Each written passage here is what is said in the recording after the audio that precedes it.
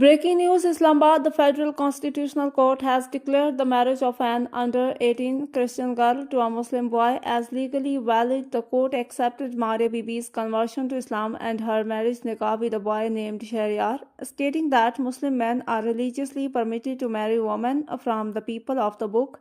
The verdict also clarified that under the Child Marriage Restraint Act 1929, child marriage may be punishable, but there is no legal provision to annul such a marriage.